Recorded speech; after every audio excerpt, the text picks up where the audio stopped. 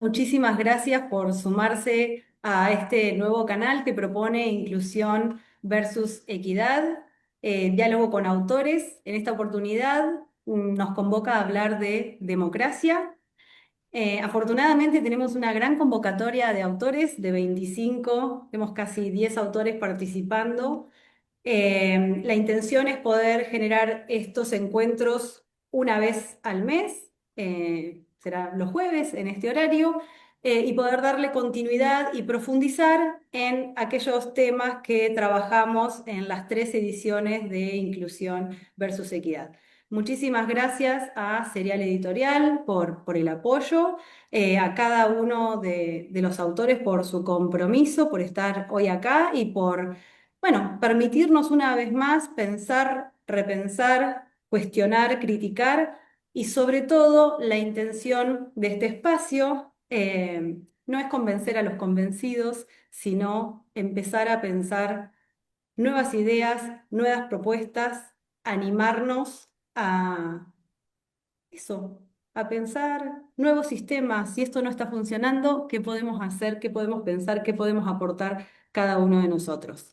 Le agradezco especialmente a Anael Castaño que tomó la iniciativa de ser, además de ser una de las autoras participantes en los libros, tomó la iniciativa de ser la moderadora de estos encuentros. Así que gracias por estar hoy acá, gracias por compartirnos, gracias por sumarse en todas las plataformas, siguiendo, viendo los videos, las entrevistas en YouTube, acompañándonos también en el Instagram que lanzamos hace poquitito tiempo, para esto, para visibilizar y para seguir comunicándonos y generando espacios de diálogo. Así que muchas gracias y damos comienzo así a este nuevo espacio.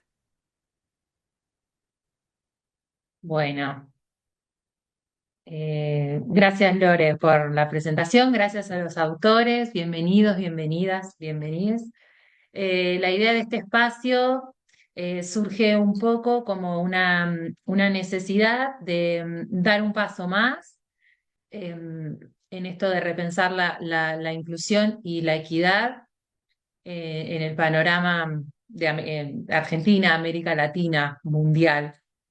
Las fronteras cada vez están más difusas y bueno, y dar un paso hacia adelante de lo que en principio es una comunicación unilateral desde el momento que uno escribe un artículo y del otro lado hay un lector que está leyendo nuestras ideas y un poco de la necesidad de pasar a una etapa de intercambio, de diálogo, de participación, del encuentro con el que piensa diferente, con una idea que nos interpele, que nos cuestione, que nos moviliza, que nos haga repensar algunos de las vacas sagradas que todos tenemos en nuestro sistema de pensamiento, es que surge este espacio y esta invitación a todos a dialogar. Eh, la idea es que es un espacio abierto, no es una ponencia, no es una clase, es un diálogo, entonces cada uno siéntase libre de participar, o sea, de pedir la palabra, de intercambiar, porque la idea es justamente esa. Bueno, brevemente, eh, darle la palabra a Alejandro Mechi, que es abogado y doctor en Derechos Humanos y que escribió en el volumen número 1 perdón, en el volumen número 2 de Inclusión versus Equidad, un artículo titulado El derecho humano a la salud desde una perspectiva intercultural. Bueno, un poco la idea es que uno de nosotros rompa el hielo, que es lo más difícil, y bueno, y acá Alejandro nos va a, nos va a dar ese placer. Así que Alejandro, te escuchamos y bueno, y a todos, nos escuchamos entre todos. Bueno, buenas tardes aquí en Argentina a todas y todos, buenas noches, buenos días, según los distintos usos horarios. La verdad que lo primero que tengo que hacer, aunque parezca repetitivo, tanto agradecimiento que cada uno, cada una que toma la palabra, es agradecer justamente porque quiero felicitar muy especialmente a Lorena, al equipo de Inclusión versus Equidad y a Serial Editorial por las publicaciones, hacer esta red y generar estos espacios de reflexión que son tan necesarios. También agradecer por el tema, porque me parece que vivimos una época complicada, una época de una cierta incertidumbre. Es evidente a partir de toda una lectura sintomática del contexto en el cual vivimos que estamos pasando por una crisis que tiene múltiples facetas, ¿no? Una crisis ecológica, social, política, donde hay una erosión también de la arquitectura institucional que se forjó después de la Segunda Guerra Mundial, y cada vez más la violencia abierta a través de conflictos bélicos, sea entre naciones, conflictos civiles, van creciendo en distintas regiones y van configurando una geopolítica y una geoeconomía que se relaciona. Entonces yo simplemente quería poner algunos de estos problemas sobre la mesa, la manera de insumos como para generar un diálogo y una discusión muy subjetivamente, ¿no? A partir de cosas que me están preocupando y que seguramente no agotan todo el universo de problemas y de temas que hay que pensar con respecto a democracia en este momento. Yo creo que vivimos una época en donde todo este contexto está afectando y está erosionando también la legitimidad democrática. Si nosotros miramos, por ejemplo, las estadísticas que anualmente genera a partir de investigaciones, encuestas muy, muy serias, la Corporación Chilena Latino Barómetro, que mide la legitimidad de las instituciones del Estado constitucional de derecho, digamos, en América Latina y el Caribe. Hay cada vez un porcentaje más grande de personas a las cuales les da igual o les resulta indiferente el hecho de tener un gobierno democrático o no democrático, digamos, y si seguimos la serie estadística desde hace década y media, viene empeorando, digamos, esa situación, o se viene ratificando esta idea de que a cada vez más personas en América Latina y el Caribe les resulta indiferente tener un gobierno democrático o no tenerlo. De la misma forma, si ustedes miran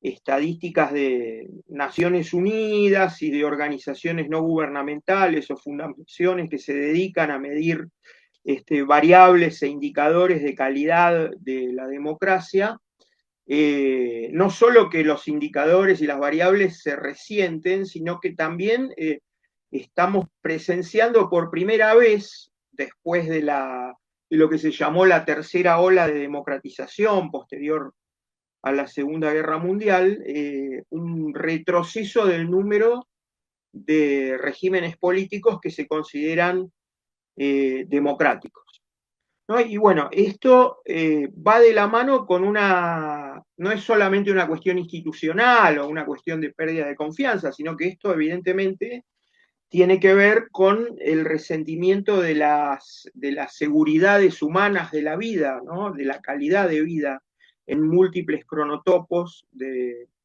mundo, del sur global y específicamente de América Latina y el Caribe, en lo que nos toca. Y un crecimiento muy, muy fuerte, muy, muy fuerte de la desigualdad social, ¿no? Yo no voy a repetir acá, por ejemplo, las estadísticas de Oxfam Intermón, que dice que hay una concentración de la renta mundial en un 1% de la población, que son magnates supermillonarios, y con eso hay un crecimiento también de las grandes corporaciones económicas transnacionales a las cuales están vinculados ese 1%, y el crecimiento también de la acumulación financiera de capital, digamos. Entonces ahí uno, digamos, hubo una discusión muy importante en América Latina, me parece a mí, después de lo que fueron las revoluciones, guerras, luchas civiles y las dictaduras militares de los años 70 y 80 en toda nuestra región, América Latina y el Caribe, donde al regreso, digamos, de todas esas experiencias, cuando empezaron lo que se llamó en esa época las transiciones hacia la democracia y los procesos de justicia reparadora de lo que habían sido las violaciones de derechos humanos en esa época, se valorizó mucho el aspecto procedimental y formal de la democracia, lo cual era absolutamente necesario por toda la violencia que habíamos vivido, y esto sigue siendo muy importante. Pero viendo ahora en perspectiva, digamos, esas democracias ya no se pueden llamar a tantas décadas vista o tantas décadas que han transcurrido democracias en transición, sino que se empezó a utilizar democracias con adjetivos, democracias débiles, eh, democracias delegativas, democracias con distintos adjetivos que justamente el efecto que producen en la comprensión del sentido del término democracia es de alguna forma bajarle el precio, es decir, adjetivar negativamente acerca de la calidad de la democracia, de las democracias que tenemos en América Latina y el Caribe.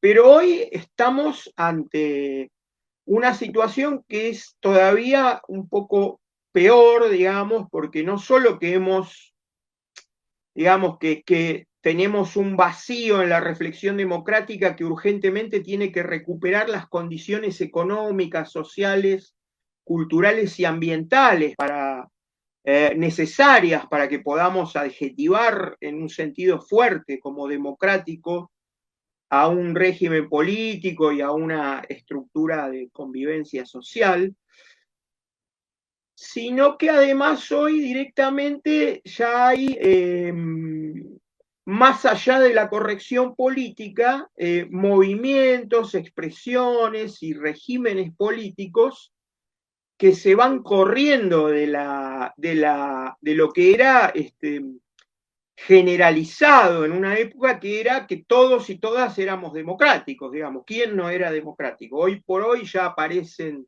voces que dicen que libertad y democracia no son compatibles, ¿no? Y en boca de intelectuales y de personas muy influyentes porque son pertenecientes a este grupo, al 1%, digamos, ¿no? Que mencionábamos, o intelectuales que trabajan en esas coordenadas. Hay un deslizamiento, me parece a mí. Yo no hablo digamos, en otra época se hablaba de una cosa que me parece totalmente anacrónica y de etiquetas rígidas: democracia burguesa o formal y democracia real. Yo no uso esos términos, no me parece que sean adecuados, ya son etiquetas muy, muy rígidas, sino que me gusta hablar de procesos de democratización. Pero a diferencia de lo que se pensaba cuando empezaron las transiciones democráticas, esos procesos de democratización hoy sabemos que no tienen ninguna garantía, no hay ninguna ley histórica que nos asegure que va a haber un progreso de la democracia, una situación de no retorno hacia situaciones no democráticas, ademocráticas, sino que los procesos de democratización avanzan y retroceden. Ahora, claro, cuando retroceden demasiado ya se nos viene, digamos, a los que trabajamos dentro del campo semántico de la política, del constitucionalismo, de los derechos humanos, se nos viene un dilema. Es hasta dónde podemos seguir utilizando el término democracia para calificar estas realidades de profunda desigualdad social, de deslegitimación de las instituciones democráticas por parte de los propios pueblos que deberían sostenerlas y profundizarlas, y de erosión de toda la arquitectura institucional, del constitucionalismo, del derecho internacional de los derechos humanos, de las instituciones internacionales que expresaban un consenso después del horror de toda la crisis del siglo pasado que generó, por ejemplo, el sistema de Naciones Unidas, el derecho internacional de los derechos humanos, los sistemas regionales, la profundización del constitucionalismo democrático y social. Yo creo que lamentablemente, y lo tiro como una cuestión polémica, subjetiva, no pretende ser algo que cierre, sino que abra, muy discutible, digamos, para que justamente lo podamos discutir, me parece que nos vamos deslizando hacia plutocracias legitimadas electoralmente, plutocracias electorales que conviven con expresiones de discursos de odio, esto que se ha denominado fascismo societal, porque no es, digamos, este tipo de discursos de odio pueden florecer en el marco formal de las instituciones del Estado constitucional de derecho, al mismo tiempo que erosiona la legitimidad de las instituciones internacionales, del derecho humanitario, del derecho internacional de los derechos humanos, del derecho internacional de la guerra, porque estamos en un mundo que transiciona hacia otro lado y no tenemos garantías de que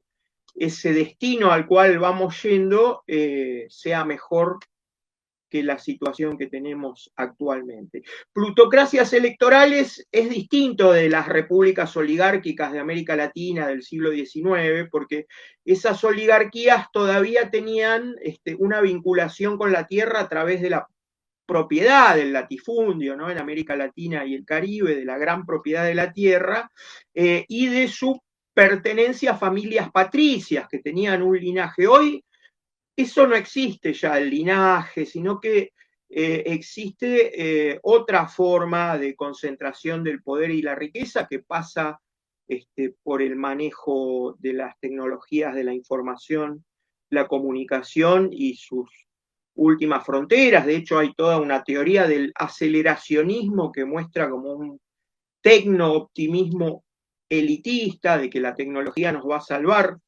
de todos estos problemas en forma crítica, sin preguntarse por los usos, los fines, los marcos éticos y los marcos políticos, qué pasa con la ciudadanía, si puede tener control, si puede tener auditoría, si puede tener participación en todo esto, ¿verdad? Un marco tecnoelitista muy fuerte y un discurso ideológico optimista a través de esto por el aceleracionismo de la nueva derecha y los intelectuales vinculados a las grandes corporaciones tecnológicas, y por otra parte la acumulación financiera del capital. El capital financiero es el que permite especular sobre ganancias que se van a generar próximamente con un ritmo cada vez más acelerado, cada vez menos paciente, donde ya no se trata de inversiones productivas en bienes, servicios, sino que se trata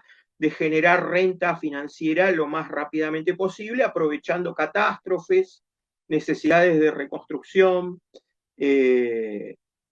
digamos, que no puede ser hoy rentabilizado financieramente, ¿no? Entonces, toda la salida de la crisis del 2008 fue un rescate de la banca y del capital financiero sin remediar los excesos que llevaron a esa situación. Entonces, había un viejo, yo voy a decir cosas viejas, cosas que hoy por hoy a veces son vistas mal políticamente, pero había un clásico del pensamiento crítico que decía que el Estado capitalista era como un capitalista colectivo en idea, porque tenía que resolver las contradicciones entre las fracciones del capital y permitir que el capital se siga acumulando. Hoy, esta nueva relación entre corporaciones económicas y financieras súper concentradas en manos de un 1%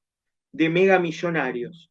Y el Estado, sobre todo los estados muy fuertes, que son potencias económicas, no nuestros pequeños estados y débiles estados del sur global, de América Latina, sino los estados que están disputando, que están en la disputa geopolítica mundial, es una relación nueva donde en realidad el lugar desde donde se hace esa función de reproducción es desde el capital financiero y desde el capital en gran concentración tecnológica. Por eso yo creo que hoy ya no hay un gobierno oligárquico, no se trata de democracias formales, burguesas, como que se decía, sino que hay procesos de democratización que en un punto retroceden a plutocracias legitimadas electoralmente y discursos de odio para ir cerrando, y que necesitamos pensar en ese contexto qué respuestas se pueden dar, cómo hacer que la democracia, definida muy simplemente, vuelva a ser un sistema donde cualquiera puede elegir y cualquiera puede ser elegido o elegida. Nada más Gracias, por ahora. Alejandro. Em, sí, es como si hubiera, uno no sabe si la historia va hacia adelante, si va hacia atrás, si es un espiral, es un perro que se muerde la cola, hay elementos nuevos en contextos que parece que vuelven. eh, sí, eh, la verdad que es para abrir. Rafael había levantado la mano. Gracias, Tiene la palabra. Ah. muchas gracias. Y bueno, reiterar la alegría de estar acá y compartir con todos ustedes este momento y sobre todo la oportunidad de dialogar, que vivimos demasiado en nuestras propias burbujas y a veces se nos olvida la importancia del diálogo en estos temas que, a pesar de sentir una enorme frustración, incomodidad por el hecho de la magnitud de los problemas, eh, son las pequeñas acciones, ¿no? Son las pequeñas acciones las que nos permiten navegar en este enorme incertidumbre. Para volver a la pregunta inicial del diálogo sobre una democracia sí o no, que además no podría ser más pertinente, no podría ser más amplia, pero al mismo tiempo no podría ser más específica. Sí, es la respuesta que uno está inclinado a decir por entrada, pero no tenemos un ejemplo de democracia que haya efectivamente superado los problemas estructurales, la violencia inherente, la desigualdad estructural, sino en casos muy específicos donde además hay circunstancias geopolíticas y donde además hay eh, oportunidades muy particulares para resolver esos problemas a través de la intervención estatal. Yo creo que vivimos la tormenta perfecta de estar en la época en la que nunca hemos tenido una maquinaria de información subespecializada que está diseñada para generar reacciones sobre las cosas que creemos son nuestros valores o las que de hecho son nuestros valores. Pero las reacciones que generamos a través de las burbujas de información, a través de la manera en la que funcionan todas las herramientas digitales a través de las que nos comunicamos, hacen que el diálogo sea virtualmente imposible. Porque, porque el valor del diálogo en sí mismo dejó de existir. Vivimos en un mundo donde, como bien señalaba Alejandro, si le preguntas a la mayoría de la gente joven por democracia sí o no, la gente va a decir, bueno, ¿democracia para qué? O una estadística con la que me encontré hace un par de días a propósito de estos diálogos fue como, bueno, en los Estados Unidos, que es donde yo vivo, el porcentaje de personas jóvenes, sobre todo hombres, que dicen, bueno, ¿qué hay de malo con el fascismo? ¿Qué tiene de malo el fascismo? Y hace poco yo tuve un incidente con una persona que se autoidentifica como un neonazi.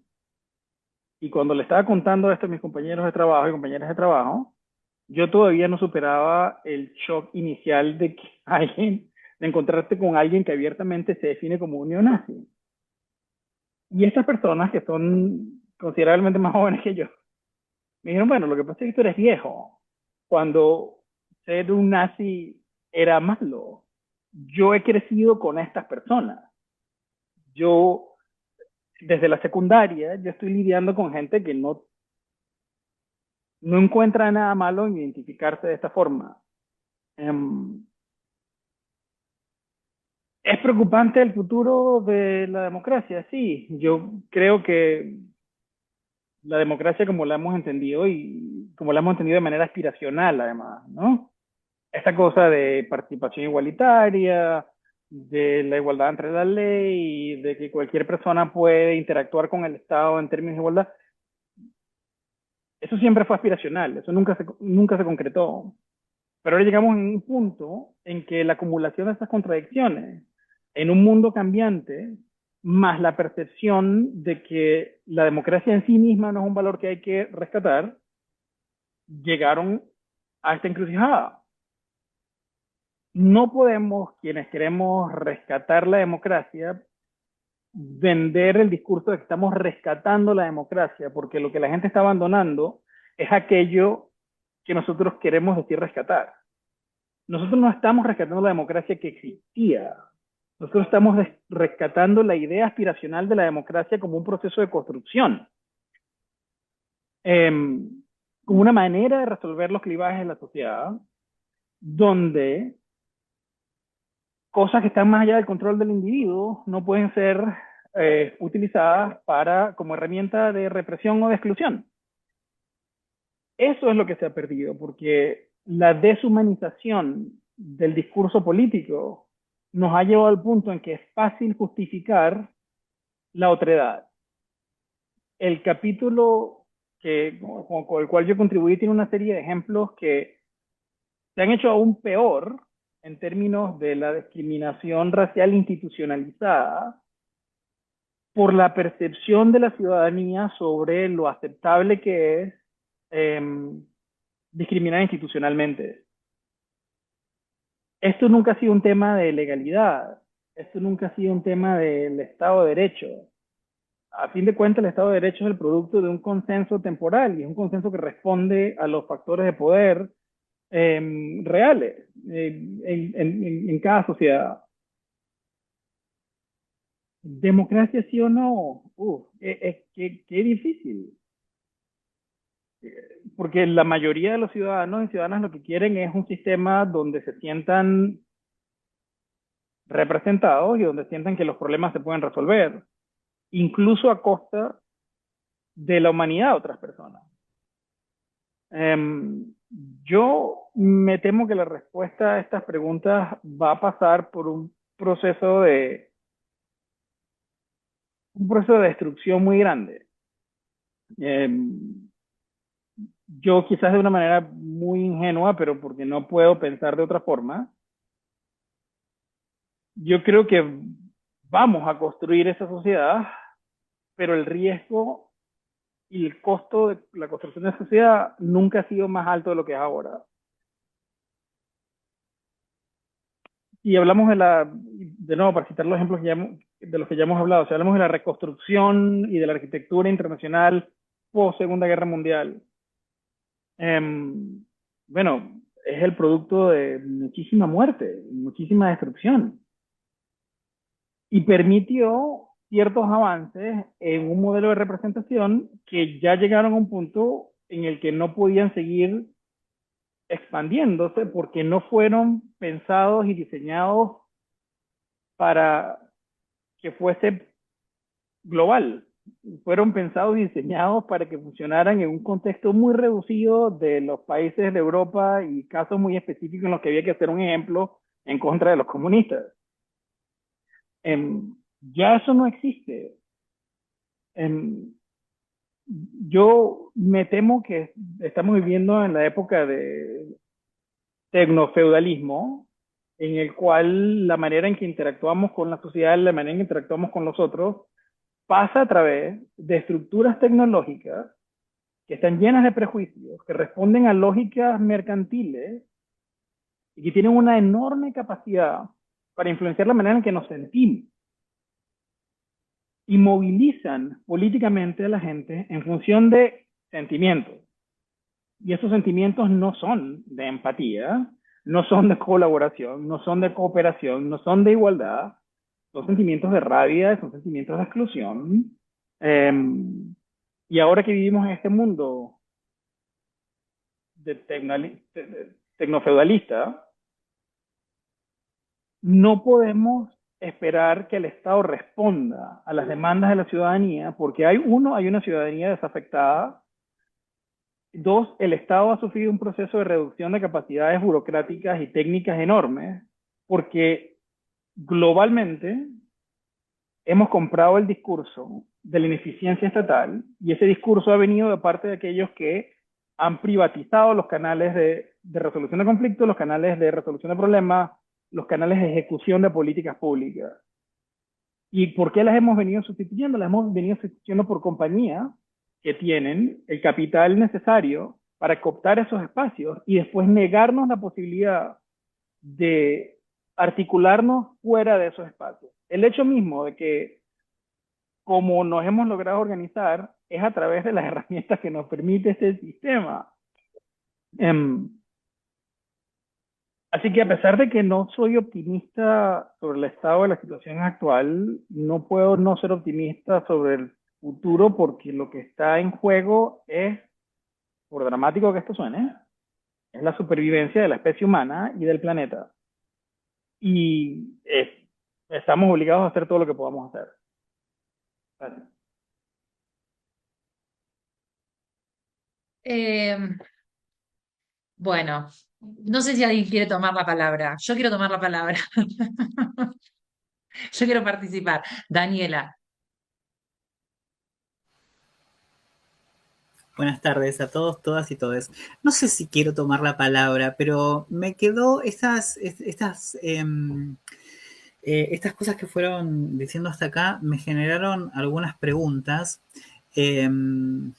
y en gran parte de lo que exponía Alejandro, que me pareció muy rico e interesante, eh, y me generó una duda y es la pregunta. Por eso no sé si quiero tomar la palabra, quiero preguntar. Y de de su ponencia me surgía la duda y decía, pensaba, eh, ¿será que la política eh, es cíclica y culturalmente fuimos llevando a las sociedades a eso?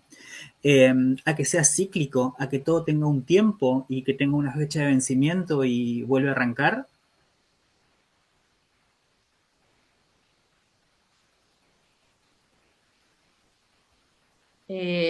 No sé, yo no sé si, no sé si te puedo no sé si puedo responder, pero a mí lo que dijeron Alejandro y Rafael,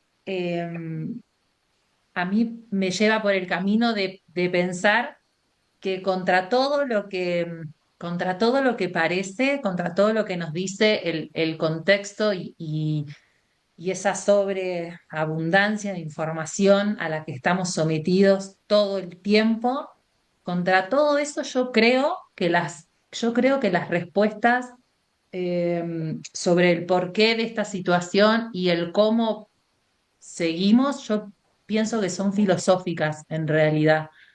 Eh, no sé, yo cuando empecé a estudiar sociología en el año 2004 ya arrancamos diciendo hay que poner en cuestión la categoría de Estado-nación y la categoría de pueblo y la categoría de país y las categorías, bueno.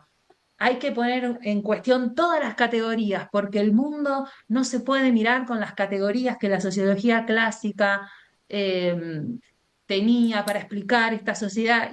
Bueno, y a mí en ese momento, pasaba 20 años atrás, me parecía como, bueno, qué exagerado, yo todavía sigo viendo Estado, sigo viendo clases, sigo viendo, pero la verdad que ahora... em, es verdad que el concepto que el concepto de pueblo o el concepto de lo social o el concepto de lo público ya no se circunscribe a los límites del Estado-nación. eh, y pensaba, por eso digo la filosofía, porque pensaba yo, lo público, ¿hay lo público? O sea, ¿hay la política sobre el debate sobre lo público? ¿Hay lo público? O hay una suma de individualidades? Y me pregunto también, ¿dónde está el poder? Porque creo que el poder, que como bien decían antes, ¿no? Como a principios de siglo estaba claramente ligado a la tierra y al linaje y a la familia y a la tradición, si se quiere, la legitimidad tradicional beberiana, eh, el poder se ha vuelto cada vez más eficaz en ocultarse y uno no sabe dónde está el poder. Y sin embargo hay un reclamo permanente hacia la democracia como sistema y al gobierno como actor de que resuelva, que resuelva que me resuelva la vida en el sentido de que me garantice las condiciones mínimas de vida. Y le estoy pidiendo al gobierno o al sistema, al modelo de gobierno, algo que en realidad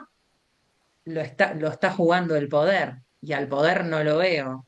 Entonces es como un juego de, de presencia y ausencia y en el que estamos inmersos además en que lo que sí se ha democratizado es el consumo, en eso sí, eso cada vez está más democratizado y las expectativas del consumo, a la vez que las posibilidades de efectivamente un consumo son cada vez más restrictivas. Entonces es como un ocultamiento y aparición del poder del consumo, del gobierno, del Estado, de lo público, de lo individual. Es como que yo lo veo como todo muy mezclado y entonces digo, la respuesta tiene que ser volver o sea, a la filosofía, de verdad, a las preguntas más elementales. Francisco. Si ya era mucho comenzar con democracia, sí o no, ahora cada vez se va aumentando un poco más. Y, y bueno, nada, a ver, yo me quedo con una primera parte que es ahorita lo que mencionabas, Anel. Un poder que se oculta y que reaparece, ¿no? ¿Qué te parecería si más bien hacemos la modificación y si este poder no solo no se oculta, solo se transforma en otras expresiones de autoridad y de violencia? ¿No? Y entonces, tal vez la pregunta a la democracia, sí o no, es siempre sí, pero en qué contextos y para qué personas y en qué condiciones, ¿no? Y a mí me gustaría solamente, pues porque el problema no es muy pequeño, hacerlo todavía más grande y ponerlo un poco en el contexto mexicano, ¿no? Hace una semana tuvimos una marcha que reacciona a muchas cosas, pero principalmente a una de un gran detonador, es el asesinato de un alcalde en uno de los estados que ha sido históricamente el polvorín o el eje de guía, ¿no? De la reacción de frente al crimen organizado. Y a mí me parece, ahorita que decía precisamente Daniela, la política es cíclica, lo espeluznante que resulta leer en estos momentos a las filosofías o a las posiciones filosóficas de la escuela de Frankfurt, ¿no? O sea, tú lees ahorita a Horkheimer, o lees ahorita a Benjamin, o lees ahorita a otras herederas como Hannah Arendt, ¿no? Y es terrorífico la actualidad que tienen, ¿no? Un Estado autoritario que reacciona precisamente a condiciones de mercado. Yo vengo de un país pegado a Estados Unidos, donde pues las condiciones en las que estamos dialogando sobre la democracia están completamente esquizofrénicas, ¿no? Y por un lado hablamos de un gobierno que se pretende de izquierda, que militariza la seguridad pública, que se dice democrático porque elige a jueces penales, que son muy buenos en el TikTok, y son mejores aún en el lobbying y en el cabildeo con un gobierno, con un partido oficial, y al mismo tiempo tienes una reacción que lo que está pidiendo es mano dura, que defiende a un alcalde que lamentablemente fue asesinado, pero que tiene como principal lema abatir, con esa palabra, a los delincuentes, que llama a la policía a abrir fuego en contra de los narcotraficantes. Y básicamente estamos en condiciones pues de violencia estructural, ¿no? Y entonces, por un lado, pedimos cárcel, pena de muerte, o bien abatimiento en respuesta a una búsqueda de vida, pues déjame decirlo así, o sea, de sobrevivencia. Y por otro lado, estamos en condiciones donde un Estado dice, yo ya soy de la izquierda, yo ya soy del pueblo y soy un ogro filantrópico, como en algún momento en México funcionaba. Por eso me resuena mucho la pregunta de Daniela.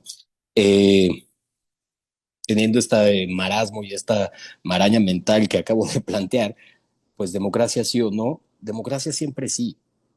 O sea, democracia siempre sí, más bien Estado sí o no.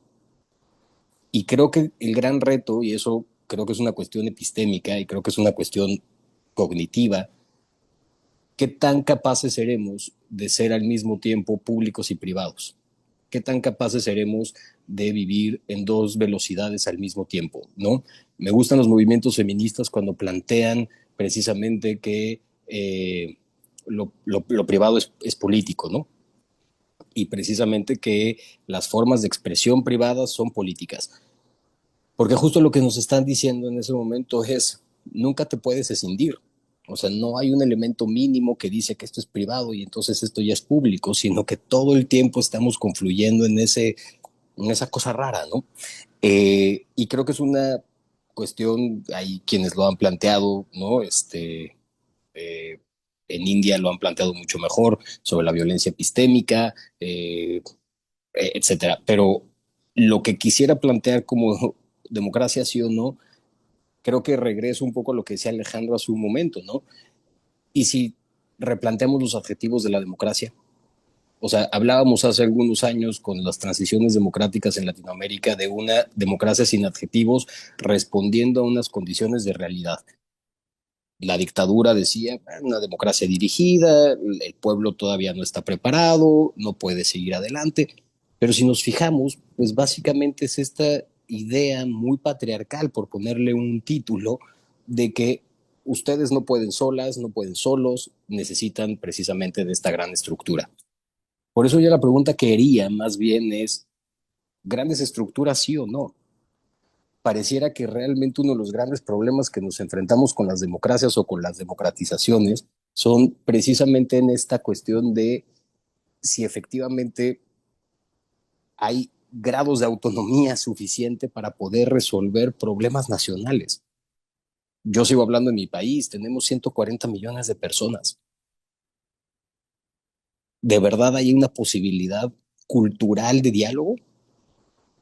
Lo que está Baja California, que está pegado a Estados Unidos, la lógica fronteriza con un país como Estados Unidos, tiene capacidad de dialogar con un estado como Chiapas que tiene pegado a Guatemala, con una realidad indígena completamente distinta. No, tal vez, y me regreso a lo que decía Alejandro hace un momento, ¿no? O sea, tal vez la cuestión geopolítica nos tendría que volver a repensar y a replantear. Lo cierto es, para mí la pregunta que me provoca, o lo que me provoca esta pregunta, democracia sí o no, es objetivismo moral sí o no. ¿Hay posibilidad entonces de decir esto es bueno, aunque tú no lo consideres, aunque no lo creas? Yo quisiera pensar que no, porque si eso lo aceptamos en mi país, hoy estaríamos aceptando pena de muerte, hoy estaríamos aceptando una respuesta muy parecida a lo que hace pues más de 100 años con la Revolución Mexicana sucedía, córrele y te disparo y después digo que te quisiste escapar.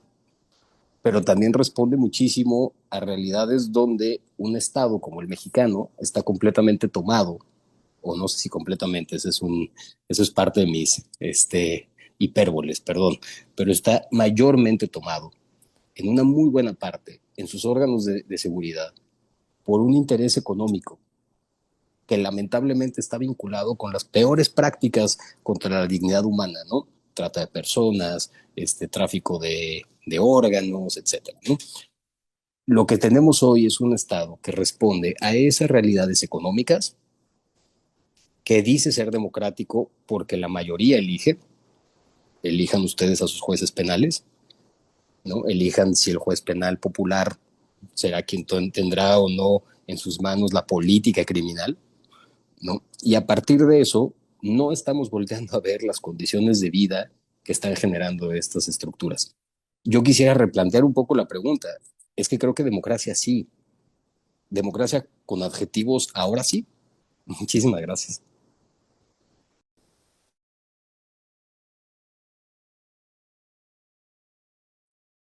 Gracias, Francisco. Bueno, Rafael, que se fue. Ya se fue. Ah, no, ahí está. No se fue todavía.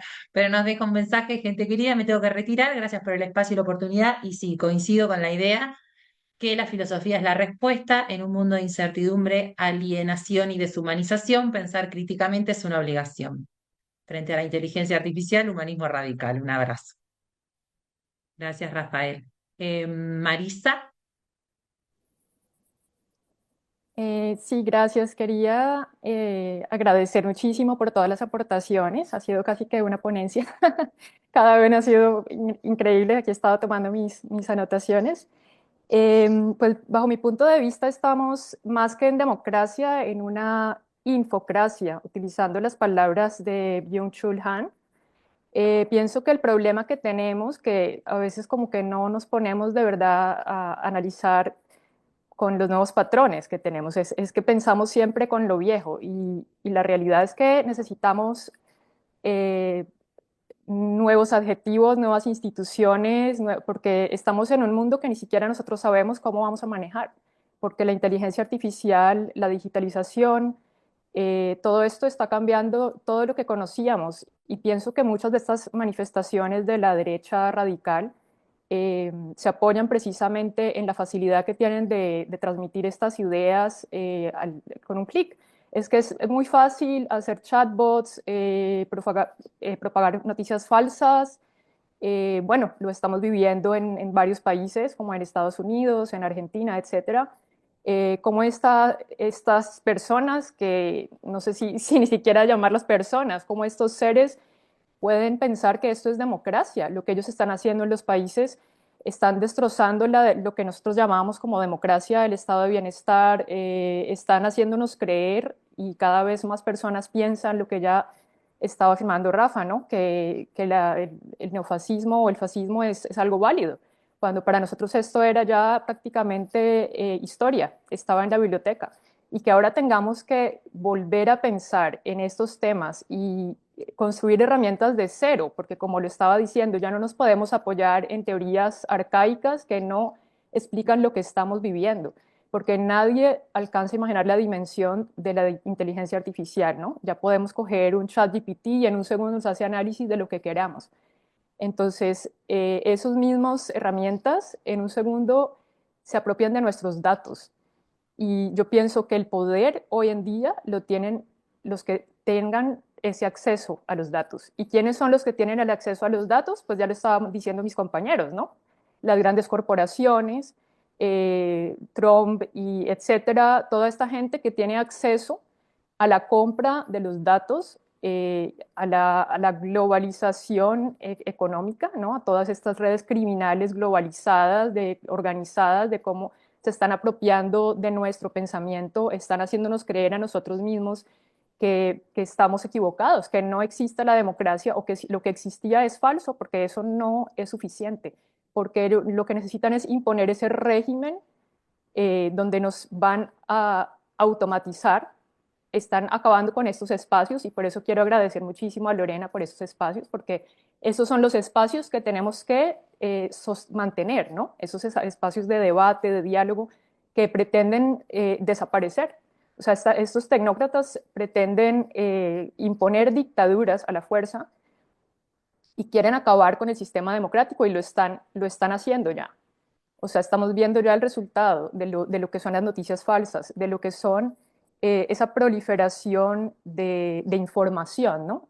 Entonces, esa infocracia, o sea, no tenemos ya tiempo ni de analizar lo que leemos, porque la gente está perdiendo la capacidad de razonar, de analizar, de debatir. Es más, les da hasta pereza leerse una noticia de 2 páginas. Entonces, yo pienso que aquí la problemática es aún más profunda. La problemática, bajo mi punto de vista, es qué va a pasar con el ser humano, qué va a pasar con la humanidad, en el sentido de si esta gente ya no analiza, o sea, no nosotros, pero los que vienen, ¿no? Las nuevas generaciones, si ya todos hacen tareas con el chat GPT, si ya todos les da igual lo que esté pasando en la esquina, ¿no? Porque lo que nos tienen estas máquinas es consumiendo 24 horas al día noticias, productos, y el algoritmo se va alimentando de esto. Entonces nos va rebotando lo que queremos oír, lo que necesitamos comprar, lo que nos están bombardeando. O sea, el capitalismo se está lucrando excesivamente de este escenario y pienso que ahí entra el tema de la política, ¿no? O sea, ¿en realidad tenemos política? ¿En realidad seguimos teniendo partidos políticos o se han convertido en simplemente un brazo más de estos corruptos, ¿no? De estas organizaciones criminales que pretenden alterar el sistema y hacernos creer que lo que nosotros hemos defendido durante siglos y hemos luchado y tanta gente que ha muerto en vano, todo esto ha sido perdido, porque en realidad lo que necesitamos son gobiernos esclavistas donde la gente esté totalmente autómata como un robot y ya no piense ni analice ni tenga ningún tipo de empatía hacia los demás. Pienso que este es el problema actual. Tenemos que empezar a crear nuevas comunidades, ¿no?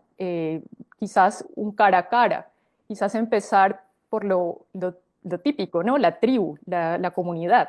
Porque si perdemos la humanidad, si perdemos, porque ya sabemos también que nos están sustituyendo, es decir, pueden hacer una inteligencia artificial de tu figura y de tu cara y decir que tú dijiste no sé qué otra cosa. Entonces, estamos ante unos peligros que jamás nos habíamos, a los que jamás nos habíamos enfrentado en épocas pasadas. Entonces, creo que este tipo de espacios son fundamentales para conservar el debate, el diálogo, el intercambio de opiniones, todos esos valores que en un futuro quizás ya estén totalmente arcaicos, ¿no? O sea, quizás estemos nosotros mismos en la biblioteca, porque como van las cosas, nadie sabe lo que va a pasar, nadie sabe lo que va a pasar.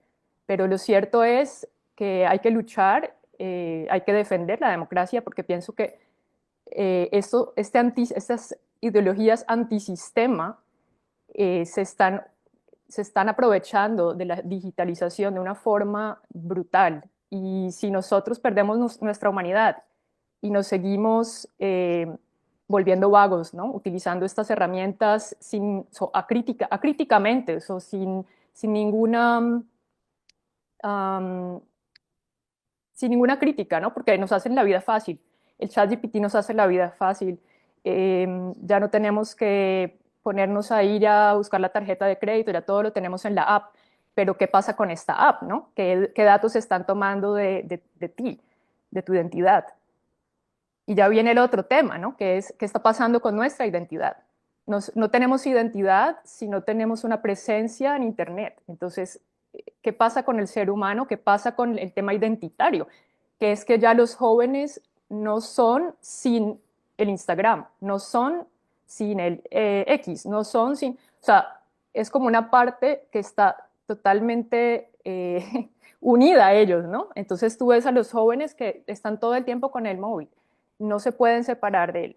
Entonces, estos son temas que pienso que deben ser los temas de la democracia del futuro o de lo que queramos llamarlo, porque no sabemos qué nombre tendrá, pero son temas que son preocupantes. O sea, a mí me preocupa muchísimo saber qué va a pasar con el ser humano, qué va a pasar con nuestra capacidad, nuestro cerebro, seguramente la neurociencia tendrá las respuestas en unos años, pero si ya no analizamos, si ya no compartimos, si ya no debatimos, si ya no cuestionamos, ¿qué va a pasar con la humanidad en sí? Si ya simplemente hacemos un clic o creemos al Instagramer de turno lo que nos está diciendo. Ya ni siquiera un periodista necesita tener un título, porque cualquiera es periodista, un médico, cualquiera es médico. Está toda la gente capacitada, se está viendo desplazada por gente que dice ser experto. Y eso lo vimos con el COVID, ¿no? Cuando todos eran expertos. Entonces, pienso que es un problema a debatir ampliamente, que quizás dará para una nueva, para una nueva charla de estas. Pero sí, esa es mi reflexión y muchísimas gracias. Gracias, Marisa. Eh, yo con lo que decía Marisa, se me venía la pregunta de, bueno, porque no, como la tecnología nos hace, bueno, ¿no? La inteligencia artificial nos hace la vida más fácil, ¿no? Como esto como de las habilidades. Entonces yo me preguntaba, ¿qué tipo de vida nos hace más fácil?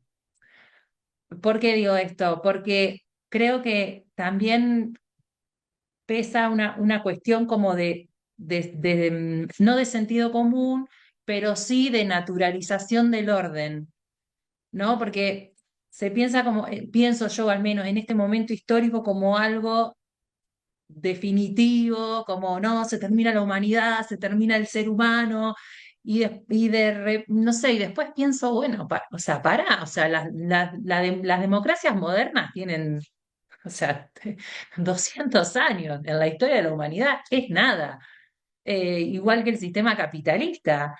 Entonces pienso que quizás es una época profundamente emocional, muy bien trabajada y decodificada por el verdadero poder que la ha decodificado a la perfección, la manipula a la perfección, nos da como un poco como el alimento que nuestro cerebro necesita, nos inocula las ideas que, que le resultan funcionales.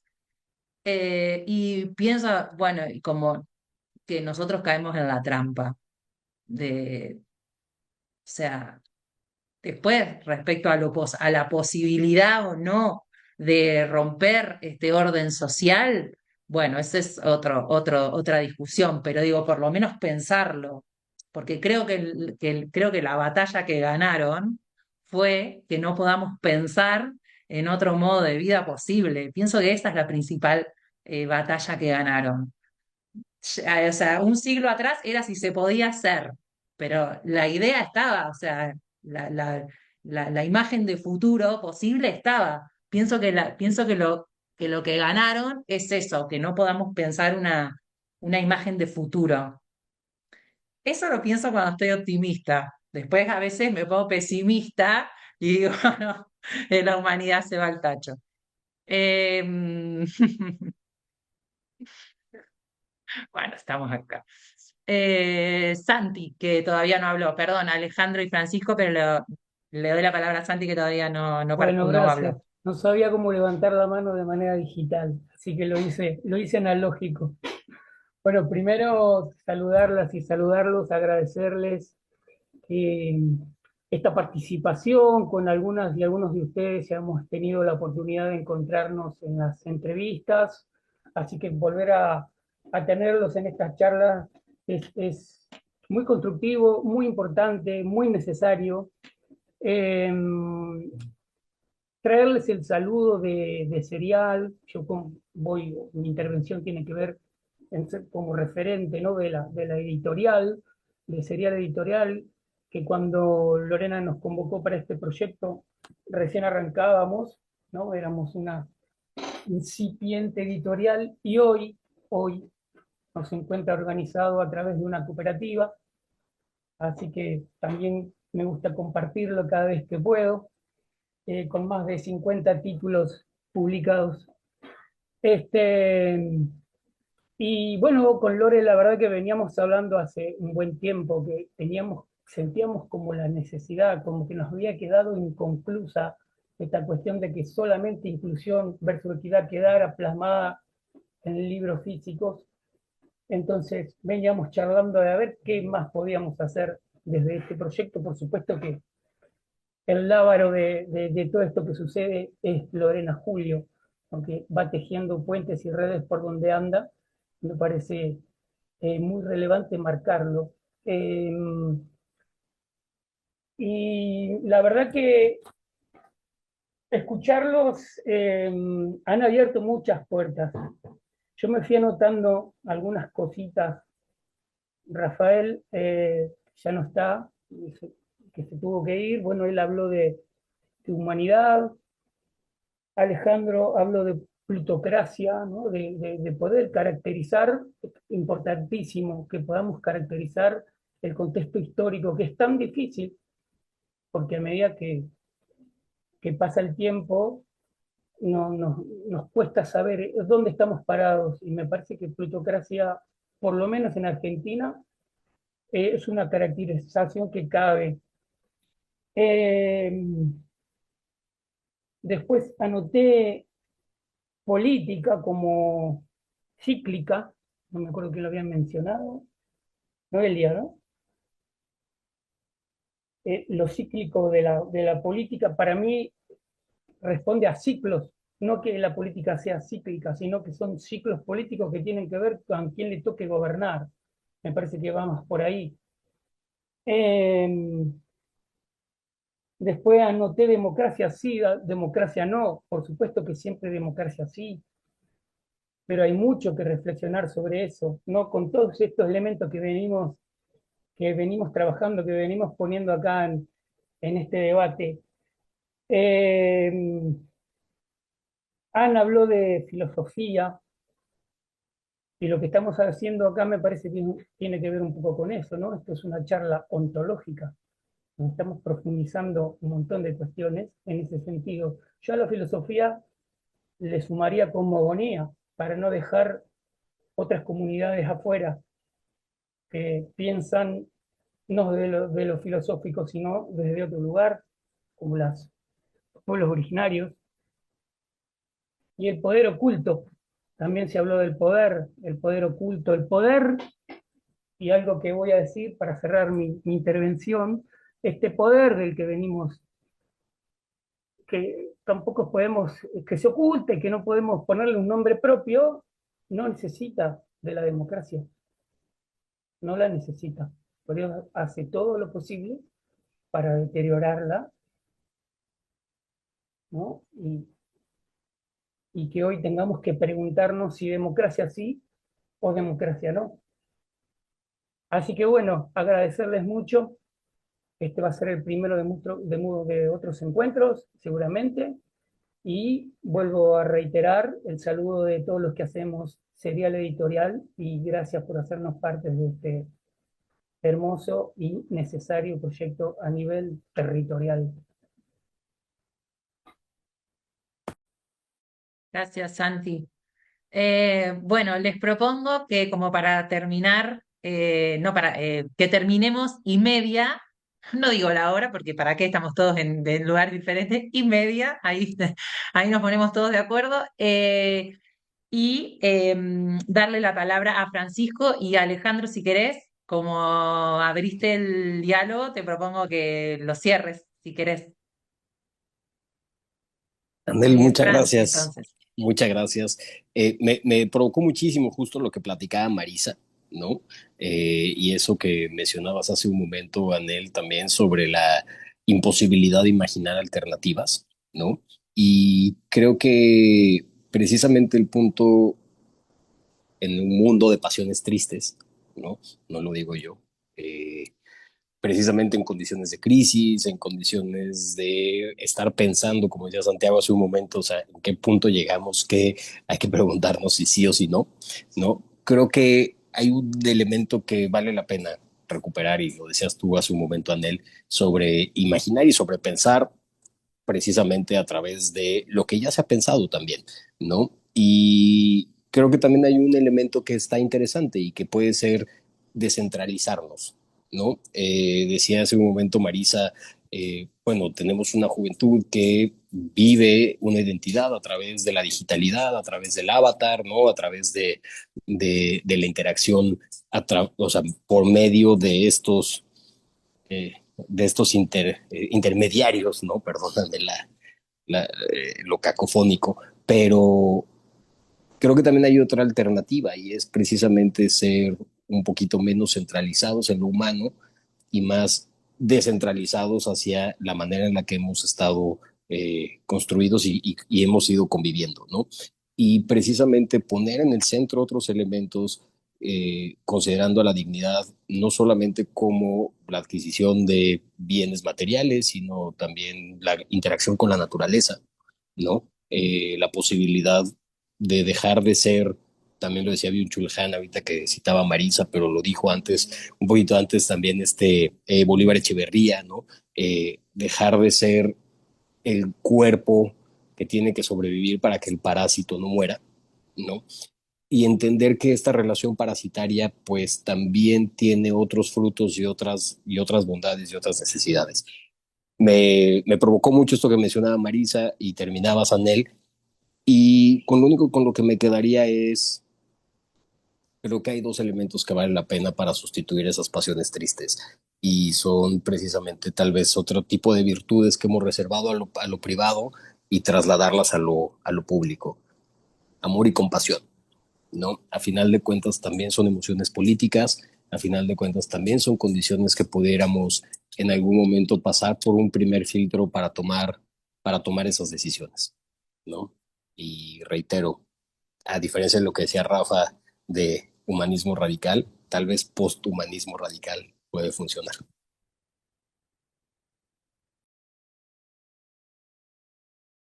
Gracias, Fran. Alejandro. Bueno, yo que me tenía que ir y al final me entusiasmé con todas las reflexiones de las compañeras y compañeros. Eh, Quiero ser muy, muy breve. Algunas cuestiones de diálogo, digamos, que me motivaron a través de sus intervenciones.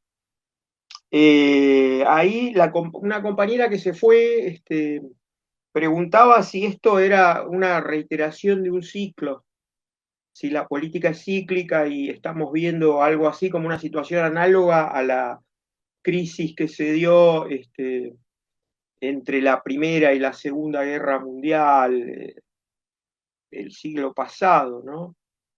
Si uno lo piensa así cíclicamente. Yo creo que no, yo creo que estamos en una crisis que es distinta, no es una mera reiteración del ciclo. Había un ruso que estudiaba historia económica, Kondratiev, que decía que había ciclos ascendentes y descendentes cada más o menos 50 o 60 años, donde se generaban nuevas tecnologías aplicadas a la producción, etcétera, y había ciclos de crecimiento económico que eran hegemonizados por determinadas potencias y que después eso con la competencia, con la normalización de esas tecnologías que perdían su novedad, llevaba a un proceso de estancamiento que se manifestaba a veces críticamente en lo social, en lo económico, hasta que el ciclo arrancaba de nuevo con nuevas.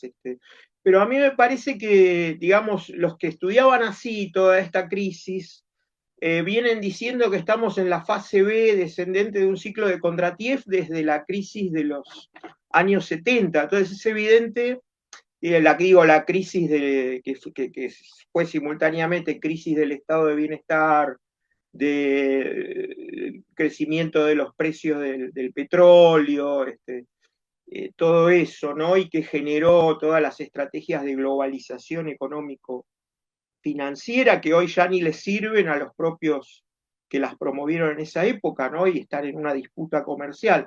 Entonces me parece que no, en realidad toda la policrisis que vivimos es una crisis sistémica que no sabemos en dónde va a determinar, no es una fase descendente que después va a tener su superación como analógicamente había pasado antes, en otros momentos. Eso con respecto a lo que preguntaba la compañera, que bueno, me parece que ahora se fue, pero y después este problema del extractivismo de datos, y cómo eso se vincula con la colonización de la subjetividad, ¿no? Porque, digamos, este problema de que justamente sean estas, digamos, de las 10 primeras corporaciones que tienen más renta, tienen mucho más renta que el PBI de la mayoría de los estados del mundo, 8 son corporaciones tecnológicas. Y son corporaciones tecnológicas cuya propiedad accionaria además está compartida con los grandes grupos financieros más concentrados. Es decir, tecnología y finanzas es el nombre de nuestros dueños en la actualidad, del 1%.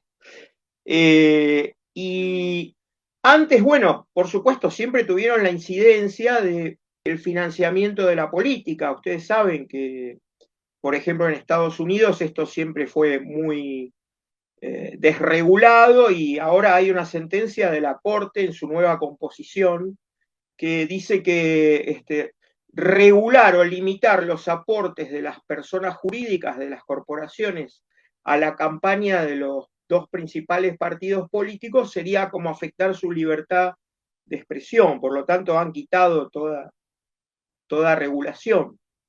Y eso es algo que se reitera, ¿no? Además, en América Latina es muy problemático porque el control del financiamiento de la política se hace a posteriori, cuando ya están los gobiernos y los candidatos, se hace muy difícil trazar, digamos, la financiación incorrecta, pero eso ya es un problema menor o pueril comparado con la capacidad de sesgo que tiene que ver con el uso o el manejo de los datos, todos los datos que nosotros dejamos cuando damos like, cuando estamos acá hablando, cuando buscamos algo en internet o cuando le preguntamos a la inteligencia artificial, todo eso es la datificación de nuestra experiencia, de nuestros sentimientos, nuestras emociones, cómo somos como consumidores, cómo somos culturalmente, como espiritualidad, cómo somos sexualmente, y eso se transforma en datos que a través de los algoritmos se clasifican minuciosamente,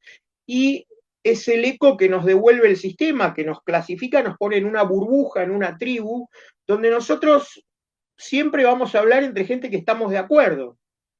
Nunca vamos a hablar con alguien de digamos, esa idea que tenían los utopistas postindustriales de fines del siglo pasado de una sociedad de la comunicación, ¿no? Pienso en Habermas, el mandarín de la socialdemocracia de fines del siglo pasado, que decía, pasamos de la sociedad del trabajo a la sociedad de la comunicación. No, en realidad él pensaba que iba a ser una sociedad donde iba a haber la capacidad de persuasión democrática, donde iba a haber una acción comunicativa guiada por argumentos racionales, pretensiones de veracidad, de verdad, de corrección ética y de sinceridad. Y todo eso es al revés, porque al estar nosotros inmersos en nuestras burbujas y en nuestras etiquetas, solamente recibimos, como dicen los españoles, un retrato robot de nosotros mismos, para lo bueno y para lo malo.